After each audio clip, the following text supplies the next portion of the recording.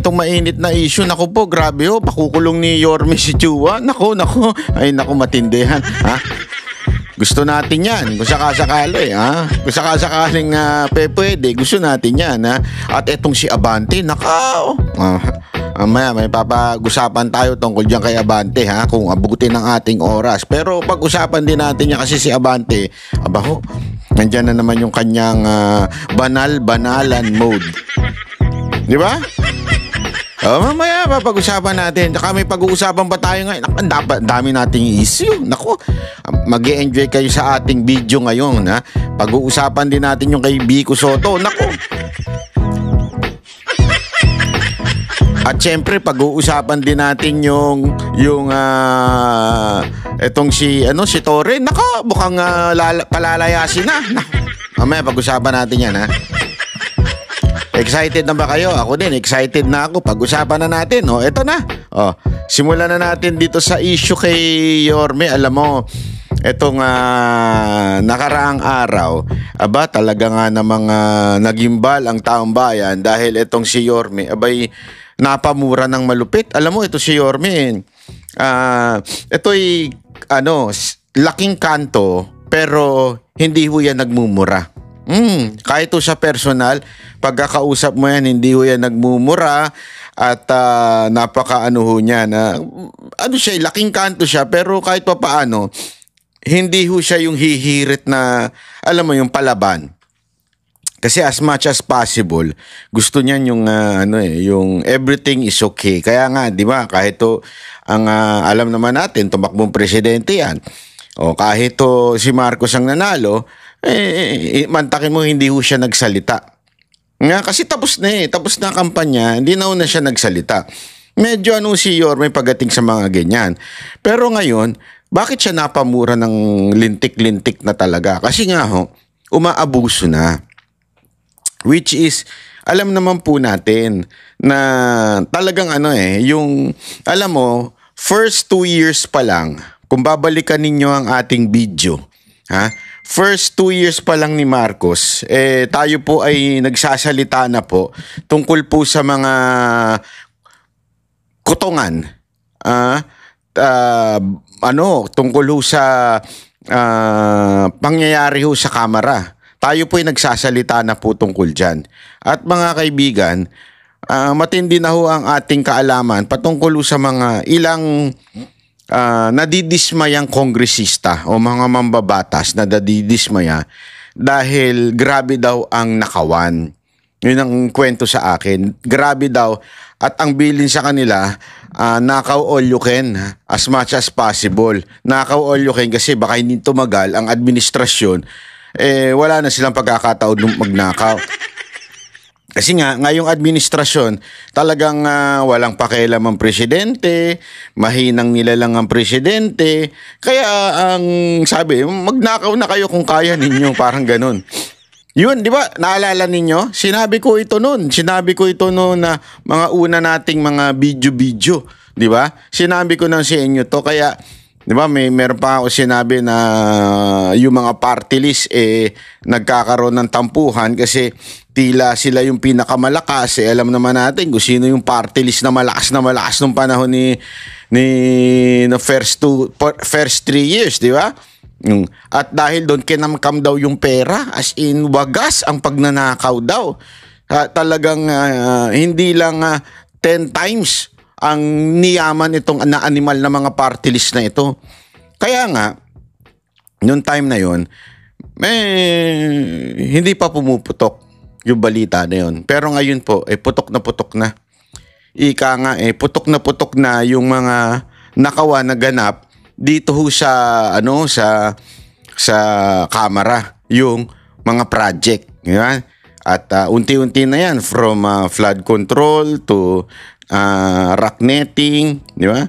Lahat po naglalabasan na yung baho. Kasi dati nga, sabi nga nung napanood kong interview, ng dating secretary ng DPWH, yung panahon daw ni Pinoy, parang pinakiusap niya ata na, or something, I forgot the exact words na ginamit niya. Pinakiusap niya na pabayaan na lang yung 10% na mga katkungan dyan sa loob ng DPWH kasi para daw sa mga paggawa ng mga gamit-gamit, ganyan-ganyan kasi walang pera ang DPWH.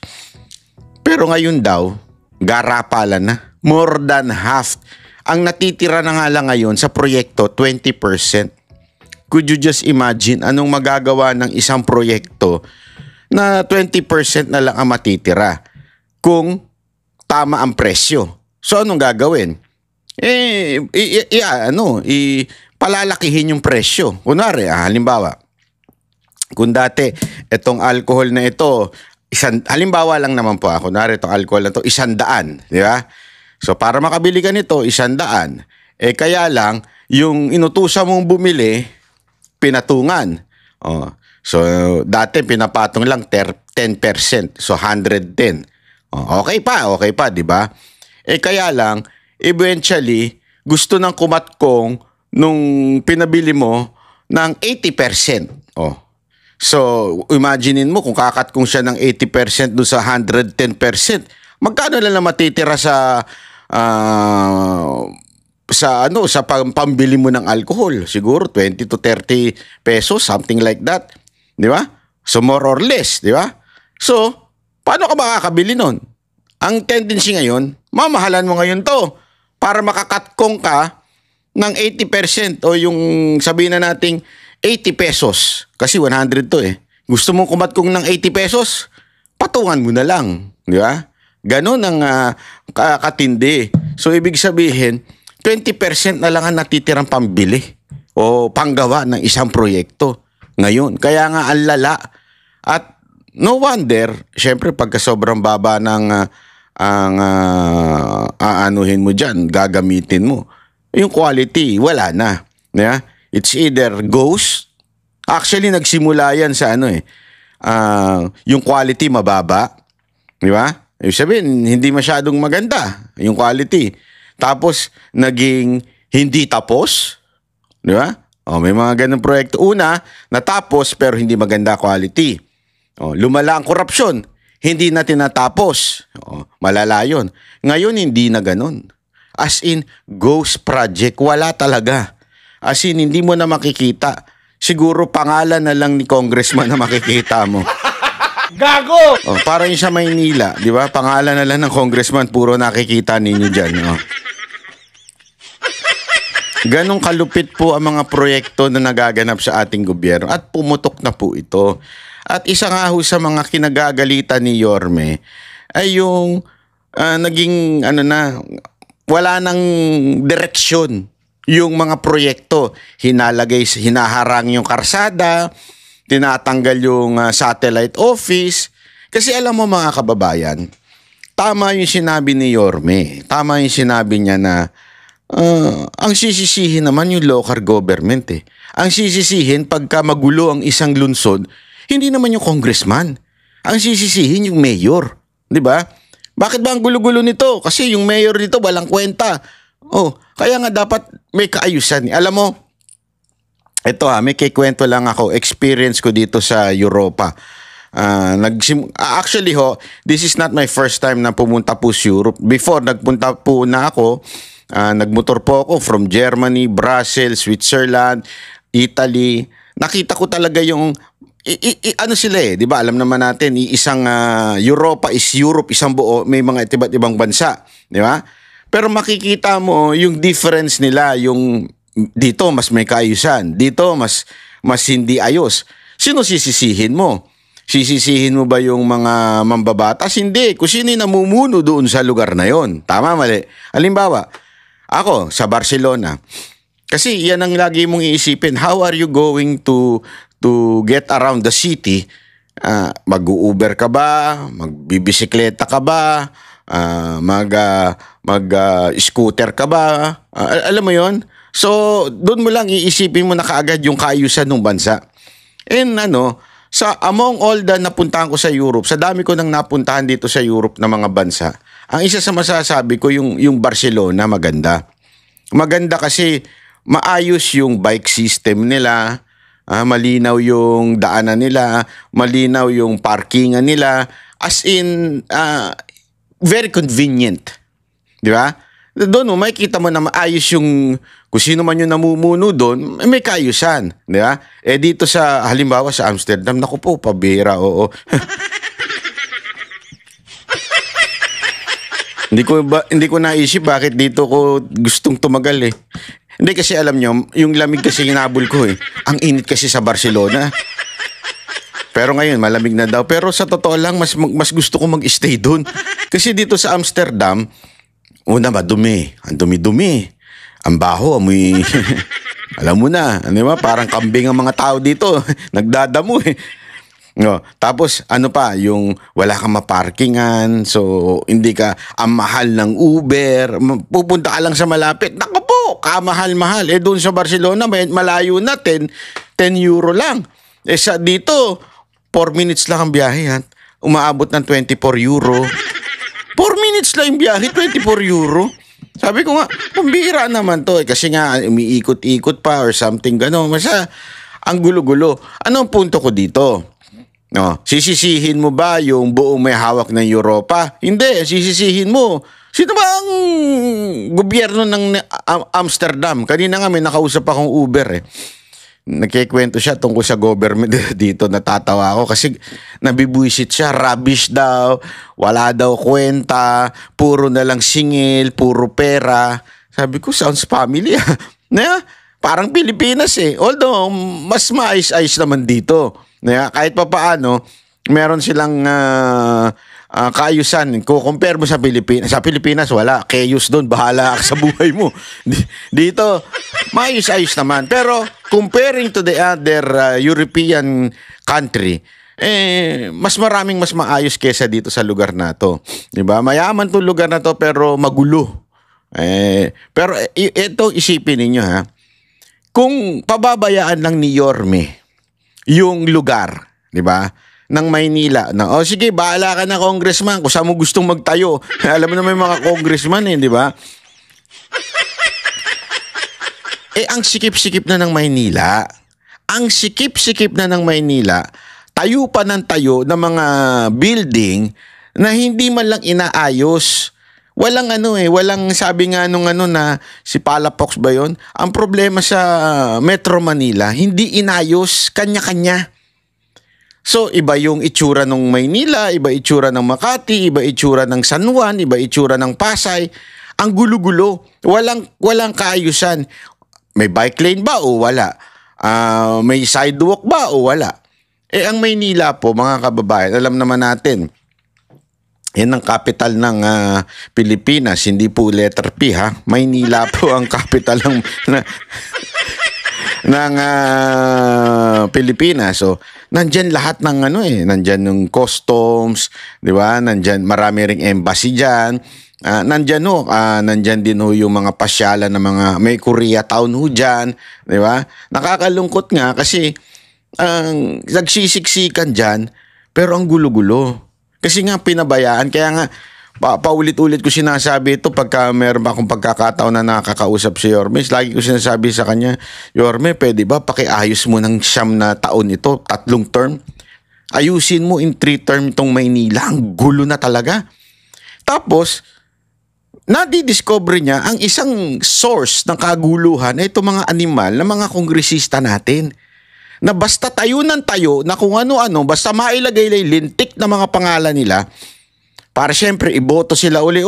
Nagpagawa niyan si ganitong congressman, nagpagawa nito si ganitong congressman. Wala na silang pakundangan doon sa planning ng city government. May city government may local government, may local, kaya nga sabi ni Yorme, di ba? Local government city local government of Manila. City Government of Maynila, hindi City Congress of Maynila. Kasi gusto nila may sariling mundo sila. Eto, panoorin natin ito ha. Ito yung unang banat ni Joel Chua. Alam naman natin minura nung nagpagawa.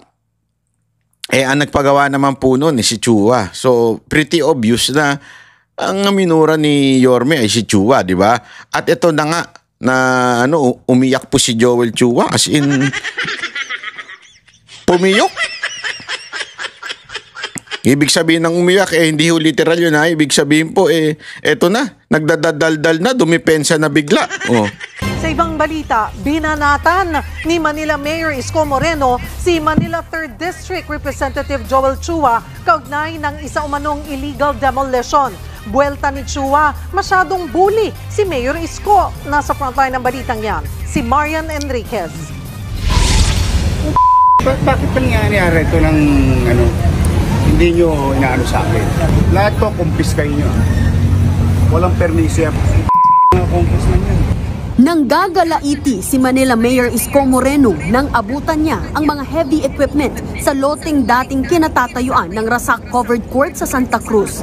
Giniba umano ang covered court para pagtayuan ng bagong istruktura. Pero ayon kay Yorme, illegal ang demolisyon dahil walang permit. Ang alam niya raw na nasa likod ng proyekto ay si Manila 3rd District Representative Joel Chua. And I challenge him. He's a lawyer. Pwede ba magpatayo ng building ng walang building permit? Ayun. Ngayon nila imbestigahan sa Quadcom ang sarili nila. Sinabi ko na sa inyo eh. Alam mo, yan ang matindi. Yeah? Oy, Quadcom, imbestiga kayo ng imbestiga ng confidential pa ni VP Sara Duterte na ilang milyon lamang naman at unang-una sabi na nga ng COA na walang problema, nagamit ng tama. Alinaw ho ng sinabi ng COA na yon. Imbestiga pa rin kayo ng imbestiga. Eto, mga sablay, hindi nyo imbestigahan na maayos. Porket kabaro ninyo. Kasi may tendency po tayong ganyan eh. Di ba pare, pag may nahuli sa karsada, o kunwari, isang traffic enforcer ng local government, tapos magpapakilala ngayon yung nahuli, uy, pare, nagtatrabaho ako sa City Hall, bata ako ni Mayor. Kabaro ka pala. Sige wag mo nang ulitin nga. Huwag mo nang ulitin yung yung beating the red light. Nagmamadali lang ako, pinatawag ako ni Mayor. Dahil nga kabaro mo, kasamahan mo sa City Hall, hindi mo palalagpasin mo na. Ito nga yung sinasabi natin. Kaya nga sinasabi ni Yorme, Quadcom ko, hilig nyo mag-imbestiga. Imbestigahan nyo mga sarili ninyo. Dahil ito, palpak itong mga pinagagawa na ito. At remember na andun ho ang pagmumuka ni Chua. Ibig sabihin yung pangalan daw ni Chua nandoon, yung tatak na Chua. Sabi according to Yorme, nakita niya may pangalan ni Chua doon sa ginagawa. Ito nga yung komento ko doon nung tinanong ako ni Alvin Alvin the contact lens. Biro lang Alvin, niloloko lang kita Si Alvin kasi. Unang napansin ko sa kanya yung contact lens niya Sabi niya hindi naman daw. Pero tinanong ko kung may lahi, wala daw. Di sige na nga. Ikaw naman ayaw pa kasing magano lumabas sa yung contact lens mo, ayaw pa sabihin. Anyway, ito lang Itong problema kasi kay Chua, sinasabi niya, nakasalanan daw ng DSWD. Wala daw siyang pananagutan dyan. Ang siya ay bilang mambabatas, representante sa Kamara, humihingi lamang ng allotment ng budget from DBM going to the project which is directed sa DPWH. Tama siya doon. Sabihin na natin, tama siya doon. Eto, tanong, bakit nandun yung pangalan mo? Tapos, pag nagkabulilyaso, sasabihin mo, hindi ikaw. Ikaw ay lamang, nagdala lang ng project. Bakit mo nilagay pangalan mo?